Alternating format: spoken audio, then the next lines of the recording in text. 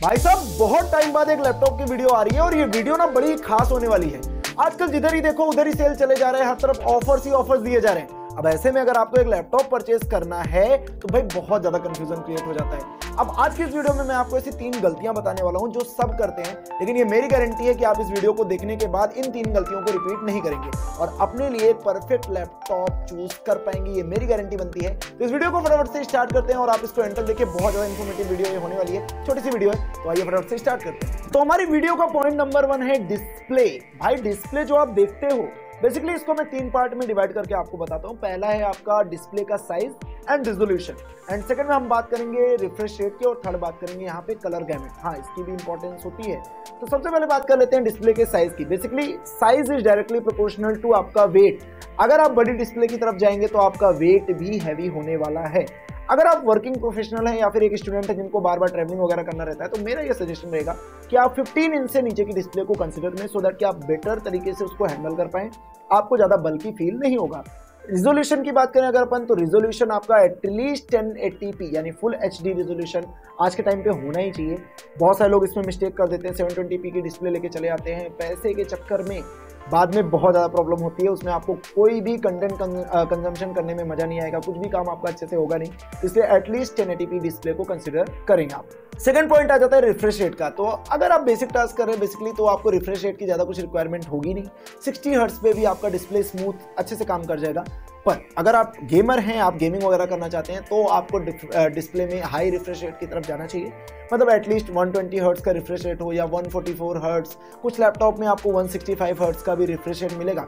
तो बेटर यही है कि आप ज़्यादा रिफ्रेश रेट कंसिडर करेंगे। अगर आपको गेमिंग वगैरह करना है तो बेटर रिजल्ट्स आपको देखने को मिलेंगे। तो अब डिस्प्ले के थर्ड पॉइंट के बारे में बात करते हैं, दैट इज कलर गैमेट। लोग इसके ऊपर ज्यादा ध्यान देते नहीं है और इसमें बहुत ज्यादा बड़ी गलती कर देते हैं वो। अगर आपका बेसिक टास्क है, लाइक फॉर एग्जांपल आपको नॉर्मल ऑफिस वर्क करना है, कंटेंट कंजम्पशन करना है, कंटेंट क्रिएशन नहीं करना है, मतलब आप वीडियो एडिटिंग, ग्राफिक डिजाइनिंग ये सब नहीं करने वाले हैं, तब आप बेसिकली 45% NTSC जो नॉर्मल आपको कलर गैमेट हर एक लैपटॉप में मिलता है उसकी तरफ जा सकते हैं। लेकिन जहां पे इंक्लूड हो जाता है कंटेंट क्रिएशन, तो वहाँ पे एक बहुत ही इंपॉर्टेंट फैक्टर मैं आपको बता देता हूँ। वहाँ पे एटलीस्ट आपको 100% sRGB कलर गैमेट को चूज करना है, सो दैट कि आपका जो कलर एक्यूरेसी वाला टास्क है ना, वो अच्छे से हो पाए। नहीं, कई बार होता है हम लैपटॉप में कोई कलर चूज करते हैं और अगर उस फोटो को हम बाहर किसी और दूसरे डिस्प्ले में देखते हैं, हमको कलर में डिफरेंस दिखता है। तो ये ना हो, इसके लिए आपको एटलीस्ट 100% sRGB या फिर आप बोल सकते हो 72% NTSC एटलीस्ट उस डिस्प्ले को कंसिडर करना है, सो दैट कि कलर करेक्शन आपका अच्छे से हो पाए। तो डिस्प्ले में यही था, मैंने आपको बता दिया। अब हमारी वीडियो का सेकंड पॉइंट आ जाता है परफॉर्मेंस। भाई जहां पे परफॉर्मेंस की बात आती है ना, लोग बहुत ज्यादा एक्साइटेड हो जाते हैं और वहां पे गलती होने के चांसेस बहुत ज्यादा होते हैं। बेसिकली आपको अगर परफॉर्मेंस के लिए प्रोसेसर अच्छा आप ढूंढ रहे हो तो ये पॉइंट्स को आप ध्यान में रखें। इंटेल की तरफ से अगर आप जा रहे हो और AMD की तरफ से आप जा रहे हो, कोई भी प्रोसेसर ले रहे हो, तो उसमें आपने इनके ब्रांड नेम आपने सुन रखे होंगे, लाइक i5, i3, i7 ये सब आपने सुन रखा होगा। फिर Ryzen 5, Ryzen 3, Ryzen 7 ये सब भी आपने सुन रखा होगा। तो जितने बड़े नंबर्स होते हैं वो अच्छे होते हैं, हमको बताया गया है, ये हमको पता है, लेकिन एक्चुअल में ये रियलिटी नहीं होती है। बेसिकली CPU की जनरेशन ना बहुत ज़्यादा इंपॉर्टेंट रोल प्ले करती है। ये आप जो इमेज देख रहे हैं इसमें आपको पता चल जाएगा, ये ब्रांड नेम है। फिर यहाँ पे जनरेशन आपकी डिसाइड होती है, लाइक कि जो आपके आगे नंबर्स लिखे होते हैं CPU के, वो जनरेशन को डिसाइड करते हैं। बेसिकली जितनी ज़्यादा लेटेस्ट जनरेशन होगी, जितना ज़्यादा ये नंबर होगा ना, उतना पावरफुल आपका CPU रहने वाला है। लाइक फॉर एग्जाम्पल अगर मैं आपको एक एग्जाम्पल दूं, i5 14th generation is far better than i7 11th generation. तो ये चीज आप कंसीडर करें। सिर्फ i5 या i7 होने से आपका काम नहीं चलने वाला है, जनरेशन बहुत ज्यादा इंपॉर्टेंट रोल प्ले करती है। सेम केस वैलिड होगा राइजन के लिए, मतलब AMD प्रोसेसर के लिए भी सेम केस वैलिड होने वाला है। लेकिन एक बात बताऊं, बात यहीं पे खत्म नहीं होती है। इनके आगे आपने देखा होगा अक्सर एक सफिक्स लगा रहता है, उन सफिक्स का भी बहुत बड़ा मीनिंग होता है। या आप जो चार्ट देख रहे हैं ना, इसके बेस पे आपको एक आइडिया आएगा कि कौन सा सफिक्स कौन से प्रोसेसर को डिसाइड करता है। लाइक फॉर एग्जांपल जो U सीरीज के प्रोसेसर होते हैं वो अल्ट्रा लो पावर प्रोसेसर होते हैं, मतलब उसमें आपके बेसिक टास्क ही होने वाले हैं। फिर आप इंटेल के P सीरीज प्रोसेसर देखेंगे, P सीरीज थोड़ा सा बेटर एफिशिएंट होते हैं, लाइक परफॉर्मेंस होती है उसमें थोड़ी सी, लेकिन उतने भी हाई फाई टास्क को वो लाइक हैंडल नहीं कर पाएंगे। फिर आते हैं S सीरीज के प्रोसेसर जो कि हाई एंड टास्क को परफॉर्म कर सकते हैं। लास्ट आते हैं HX सीरीज के प्रोसेसर जो कि आपको प्रीमियम लैपटॉप में देखने को मिलेंगे। तो आप इसके हिसाब से भी एक सीपीयू की परफॉर्मेंस लाइक कि आपका जो नीड है, आपको हाई एंड टास्क करना है या बेसिक आपका काम है, उसके हिसाब से आप इसको डिसाइड कर सकते हैं। यू सीरीज का प्रोसेसर लेंगे बेसिकली तो उसमें आपकी बैटरी बैकअप अच्छी खासी हो जाएगी, आप उसको लॉन्ग टाइम तक यूज कर पाएंगे।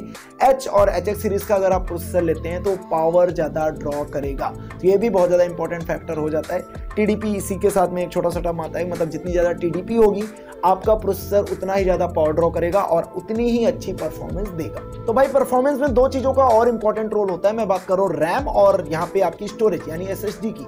आज के टाइम पे एसएसडी ही कंसीडर करना, हार्ड डिस्क अगर आप नहीं लेंगे तो ज्यादा बेटर रहेगा। हाँ, अगर आपको कुछ चीज ज्यादा स्टोर करना है तो हार्ड डिस्क के लिए आप जा सकते हैं, लेकिन उसमें फिर दोनों का कॉम्बिनेशन हो तो ज्यादा बेटर है। तो भाई इनके स्टोरेज को देखने की बजाय, मतलब कितने जीबी की रैम है, कितने जीबी की एसएसडी है, इसको अगर आप देखने से अच्छा आप ये देखें कि उसकी जनरेशन क्या है, तो आपको बेटर परफॉर्मेंस मिलेगी। Like for example DDR4, DDR5 आपने ये सब नाम सुन रखा होगा। तो रैम की जितनी ज्यादा क्लॉक स्पीड होगी ना, आपकी रैम उतनी बेटर परफॉर्म करेगी। और वहीं पे अगर मैं एसएसडी की बात करूं तो आपने Gen 3, Gen 2 और Gen 4 एसएसडीज के बारे में सुना होगा। अभी Gen 5 एसएसडीज भी आ रही हैं, बहुत ही लेटेस्ट टेक्नोलॉजी है, इनकी स्पीड बहुत ही ज्यादा फास्ट है। तो आपका जनरेशन जितना ज्यादा एडवांस होगा ना, आपको उतनी बेटर परफॉर्मेंस मिलेगी। इस बारे में थोड़ा सा आप ध्यान देना जब आप लैपटॉप परचेज कर रहे हो तो।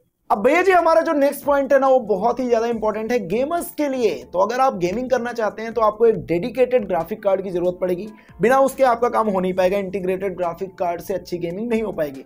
तो हाँ, डेडिकेटेड ग्राफिक कार्ड बहुत ही इंपॉर्टेंट है। अब ग्राफिक कार्ड लेते वक्त आपको एक बात ध्यान में रखनी है कि उस ग्राफिक कार्ड की जो टोटल टीजीपी है ना, वो कितनी ज़्यादा है। जितनी ज़्यादा टीजीपी आपकी रहेगी उतना ज़्यादा आपका ग्राफिक कार्ड एफिशिएंटली परफॉर्म करेगा। लाइक कि आपने बहुत बार देखा होगा, दो अलग अलग सेगमेंट के लैपटॉप होते हैं और उनकी प्राइस में बहुत बड़ा डिफरेंस होता है, लेकिन हमको देखने को मिलता है कि दोनों में सेम ग्राफिक कार्ड है। ऐसा कैसे होता है भाई? उनकी प्राइस में इतना डिफरेंस क्यों है? ये होता है टीजीपी की वजह से। जिस ग्राफिक कार्ड की टीजीपी जितनी ज़्यादा होगी वो उतनी बेटर परफॉर्मेंस आपको निकाल के देगा। भाई उसको ज़्यादा खाना मिलेगा तो वो ज़्यादा वर्क करेगा ना। तो TGP is very very important, आप इसको कंसिडर करें। लैपटॉप में ग्राफिक कार्ड की टीजीपी जितनी ज़्यादा होगी वो उतनी ही बेटर आपको परफॉर्मेंस निकाल के देने वाला है। साथ में एक लास्ट पॉइंट मैं यहाँ पे ऐड करना चाहूँगा, आपको ऑपरेटिंग सिस्टम वही चूज़ करना चाहिए जिसमें आप लाइक कि आपको इजी फील हो, मतलब जो आप अच्छे से वर्क कर पाएँ उस पर और आपको अच्छा एक्सपीरियंस मिले। लाइक फॉर एग्जांपल विंडोज़ है, मैक है, वो आप अपने हिसाब से चूज़ कर सकते हैं। मुझे नहीं लगता कि आपको इसमें कुछ डाउट होना चाहिए।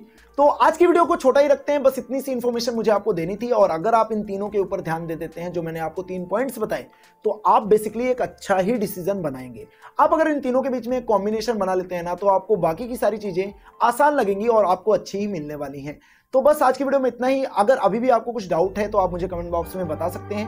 वीडियो पसंद आई हो तो इसको प्लीज़ यार लाइक और शेयर कर दें और चैनल को प्लीज़ सब्सक्राइब कर दें यार, क्योंकि हम आपके लिए बहुत अच्छे कंटेंट लाना चाहते हैं, लेकिन वो आपके सपोर्ट से ही पॉसिबल हो पाएगा। मैं मिलता हूँ आपको नई वीडियो में, तब तक के लिए